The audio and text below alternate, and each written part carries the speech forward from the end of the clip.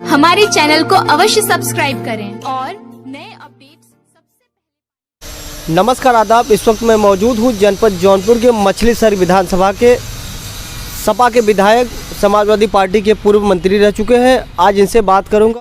अपने क्षेत्र के विकास के सर्वांगीण विकास के बारे में हमेशा मैं चिंतित रहता हूं और 2002 से लगातार मैं विधायक 4 बार हूं और अपने क्षेत्र के विकास के कार्यों में मैं रुचि हमेशा लिया है और विकास किया भी है। और चूँकि अपने पूर्व की सरकार में मैं समाजवादी पार्टी के भी मंत्री भी मैं था और जो महत्वपूर्ण हमारी विधानसभा के कार्य थे, इसका होना बहुत ज़रूरी था, उसको मैंने कराने का प्रयास किया और किया भी उसको है। आपके सर कुछ लोग विरोधी हैं, आखिर क्यों हैं? देखिए, विरोध करने वाले कुछ लोग ऐसे भी हैं जो मेरी पार्टी की नीति और हमारी पार्टी की विचारधारा और पार्टी समाजवादी पार्टी के प्रति उनकी आस्था नहीं है और कहीं न कहीं भारतीय जनता पार्टी के और दूसरे पार्टियों के नीतियों को शायद हो सकता है उनको अच्छा लगता हो, लेकिन हमारी पार्टी और हम लोग दलित, शोषित, पिछड़ों की आवाज़ को हम लोग मजबूती के साथ उसको आगे ले जाना चाहते हैं। उन लोगों को शायद अच्छा नहीं लगता, इसलिए वो कहीं न कहीं विरोधाभास की भाषा बोलते रहते हैं। उनका मकसद अच्छी आवाज़ को उनको सुनने का उनको शायद अच्छा नहीं लगता और किसी भी क्षेत्र में, चाहे वो विकास का क्षेत्र हो और चाहे सुख दुख में आने जाने का और ब्याह शादी में और भ्रमण का कार्यक्रम हम लोगों का लगातार निरंतर जारी रहता है और करते भी हैं। ये उनको अच्छा नहीं लगता, क्योंकि लगातार विधायक बन रहा हूँ, ये भी उनको कहीं न कहीं पीड़ा देती है, तो किसी न किसी रूप में वो विरोध की आवाज़ उठाते रहते हैं। कुछ लोगों का कहना है कि सर आप विकास नहीं किए हैं, लेकिन आज मैं आपसे ये सवाल इसलिए पूछ रहा हूँ क्योंकि आप वहाँ के विधायक हैं, पूर्व सरकार में मंत्री थे, तो आप अपने क्षेत्रों को किस प्रकार विकास किए हैं? देखिए, मैं मछलीशहर में 2012 का मैं चुनाव लड़ा। 2012 का चुनाव लड़ने के बाद मैं अपनी पार्टी में मैं मंत्री बनाया गया। माननीय राष्ट्रीय अध्यक्ष श्री अखिलेश यादव के आशीर्वाद से मैं मंत्री बनाया गया, माननीय नेताजी के आशीर्वाद से। और विकास की कड़ी की बात तो कही जाए तो मैंने वो काम और हमारे पार्टी के दल के मुखिया और जो हमारे राष्ट्रीय माननीय मुख्यमंत्री जी ने मछलीशहर के ऊपर आशीर्वाद उन्होंने दिया। आज़ादी के बाद सारे तहसीलों में डांग बगले थे, लेकिन मछलीशहर में कोई डांग बगला नहीं था और माननीय अखिलेश यादव जी का आशीर्वाद मिला, वहाँ डांग बगला की स्थापना हुई और मछलीशहर में आने जाने वाले लोग, चाहे नेता रहे हों चाहे अधिकारी रहे हों, वो कभी ठहरने का वहाँ मौका किसी को नहीं मिलता था।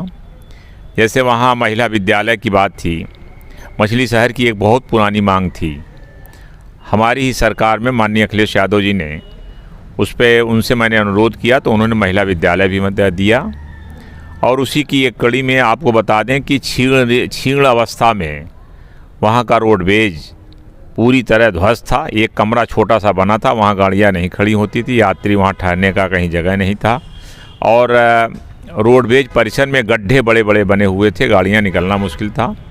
हमने पूरे रोडवेज को बनवाने का काम किया और उसी के साथ आपका मछलीशहर जंघई मार्ग जो 20 किलोमीटर की दूरी है, वो रोड पूरी क्षीण थी, एकदम ख़त्म हो चुकी थी। उस पर लोग किसी तरह आना जाना पसंद नहीं करते थे। मैंने उस रोड को पूरी 20 किलोमीटर की रोड बनाया, लेकिन दुर्भाग्य से उसके बाद में रोड बनने के बाद वहाँ पे फूलपुर का पुल टूट गया और उस पर 80-80 टन की गाड़ियाँ, चूँकि वो ग्रामीण अंचल से रोड माना जाता था, छोटी रोड मानी जाती थी, उसमें काफ़ी टूट कर ख़राब भी हो गई। लेकिन रोड मैंने बहुत मजबूती के साथ उसका बनवाया था, अपनी देख रेख में बनवाया था। और उसी की कड़ी में मैं जंघई और मछलीशहर के बीच से बधवा बाज़ार से एक रोड जमालापुर को जाती है जो 20 किलोमीटर की दूरी है। इस रोड को हमने बढ़िया से रोड बनवाया और आज भी आप देखेंगे कि वो रोड अच्छी अवस्था में आज बनी हुई है और रोड पे लोग आ जा भी रहे हैं। और उसी के साथ में हमने 30 बेड का हॉस्पिटल मछली शहर में मैंने बनवाने का काम किया स्वास्थ्य के प्रति। और रही बात पावर बिजली के प्रति, बिजली के लिए हमने पड़ेरी के बगल में मैंने वहाँ पावर हाउस बैठवाने का काम किया। और साथ ही साथ एक बड़ा पावर हाउस माननीय राष्ट्रीय अध्यक्ष हमारे नेता हमारे मुखिया जो माननीय अखिलेश यादव जी हैं, उनसे मैंने अनुरोध किया था। उन्होंने पावर हाउस जो आपका बनारस में पूरे पूर्वांचल में बनारस का जो सबसे बड़ा पावर हाउस है उसके लेवल का पावर हाउस कटाही खास में बन रहा था, हमारी सरकार में शुरू हो गया था। और भारतीय जनता पार्टी की सरकार आ जाने के बाद उस कार्य को तेज़ी गति नहीं दे पाए और इतना बड़ा वो पावर हाउस बन रहा है कि आपके जनपद को नहीं लगभग 10-15 ज़िले को बिजली की सप्लाई दी जाएगी। और आने वाली सरकार 2022 में हमारी बन रही है, उसमें जो है ये पावर हाउस पूरा मेरा चालू हो जाएगा और उसको चला करके सारे जनता को किसानों को बिजली देने का काम करेंगे। मंडी के बारे में क्या कहेंगे आप? देखिए, मंडी के लिए अपनी सरकार में मैंने प्रयास भी किया था और ज़मीन का आवंटन भी हुआ था, लेकिन दुर्भाग्यवश वो ज़मीन जिलाधिकारी के माध्यम से उस ज़मीन को आवंटित भी कराया था मैंने, लेकिन वो मंडी की ज़मीन नगर से दूर थी। क्योंकि नगर पंचायत होने जाने के बाद वहाँ पे अगल बगल की ज़मीनों का मिलना बड़ा मुश्किल काम हो रहा था। वहाँ का व्यापारी दूर जाना नहीं चाह रहा था। हम लोग भी चाहते थे कि व्यापारी जो है कि दूर अगर जाएगा बाज़ार से, नगर से अगर दूर जाएगा तो कहीं न कहीं उसे कठिनाइयों का सामना करना पड़ेगा किसी न किसी प्रकार का। हम लोग नगर के नज़दीक ढूंढने का काम हम लोगों ने किया था। ज़मीन भी ढूंढा गया, ज़मीन भी एक्वायर हुई, लेकिन इसी बीच में सरकार हमारी चली गई और भारतीय जनता पार्टी की सरकार आई। उस ज़मीन को उसको मंडी को बनाने का काम जैसे था उसी तरह था स्थित, वो रोक दिया गया, उसी तरह रुका पड़ा हुआ है। अब हमारी सरकार 22 में आ रही है, फिर उसको मंडी को बनाने का हम कार्य करेंगे। मछली शहर में जब माननीय अखिलेश यादव जी का दौरा था, आपके खिलाफ मुर्दाबाद नारे लगे थे, ऐसा क्यों? देखिए, जब माननीय राष्ट्रीय अध्यक्ष हमारे नेता आ रहे थे तो रोडवेज के प्रांगण में कुछ 10-15 लोग ऐसे थे जो भारतीय जनता पार्टी को पसंद करते हैं, भारतीय जनता पार्टी की राजनीति करते हैं। फर्जी उन्होंने टोपी लगा करके वो लोग आ करके 15 की संख्या, 10 और 15 की संख्या रही होगी। उन्होंने मेरा लिखा था अपने उस पर कि मछली शहर बचाना है, जगदीश सोनकर हटाना है। तो मछली शहर ने दलाल को पाला नहीं, दलालों को हटाया। जब मैं 2012 में गया और सरकार मेरी बनी तो मैंने दलालों को, दलाल मुक्त जो है थाना हमने बनाया, दलाल मुक्त जो है हमने तहसील बनाया और इन लोगों की हमने कहीं चलने नहीं दिया, न ज़मीन का कहीं कब्ज़ा होने दिया, न दुकान का कब्ज़ा होने दिया, न किसी का घर कब्ज़ा होने दिया, न किसी का घर गिरवाने का काम मैंने किया। ये सब मैं करने नहीं दिया। कुछ ऐसे लोग हैं, कुछ लोग हैं जिनकी संख्या 10-15 की संख्या में वो हर जगह वो मेढक की तरह उतराए रहते हैं और कहीं न कहीं वो खिलाफ में अलापते रहते हैं। उसका कोई मतलब नहीं है। वो समाजवादी लोग नहीं हैं, वो दूसरे दल से जुड़े हुए लोग हैं। वो 2022 में सर आपकी सरकार बनती है, आप अपने क्षेत्र में किस प्रकार गरीबों का मदद करेंगे, विकास करेंगे, कुछ मुद्दा?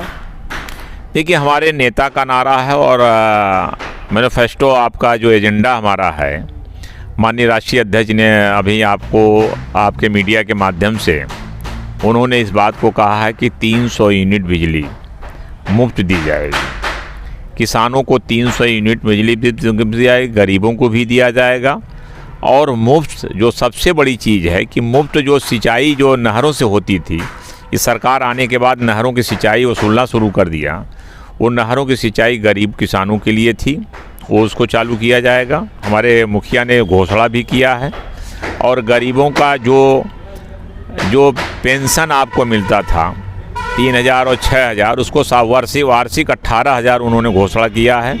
बहुत सी ऐसी योजनाएं उन्होंने किया है जो गरीब और कमज़ोर, दलित और पिछड़ों और जो अल्पसंख्यक के लोग हैं उनका जो भला उसमें होगा, उनका विकास होगा, उनको सुख दुख स्वास्थ्य के लिए। और हमारे राष्ट्रीय अध्यक्ष जी खुद चिंतित रहते हैं, बेटियों के लिए चिंतित रहते हैं कि उनकी सुरक्षा कैसे की जाए।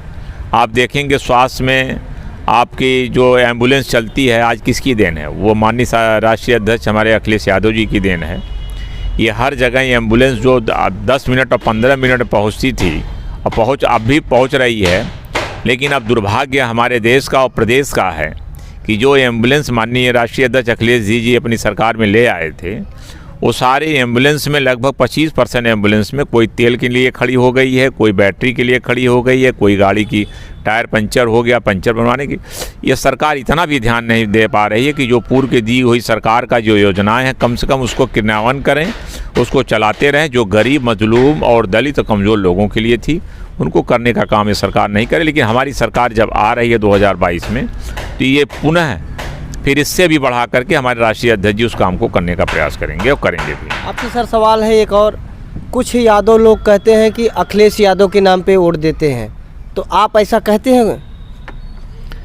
भाई अगर दिमागी कोई पागल होगा तो ही इस बात को कोई राजनीति करने वाला व्यक्ति कहेगा।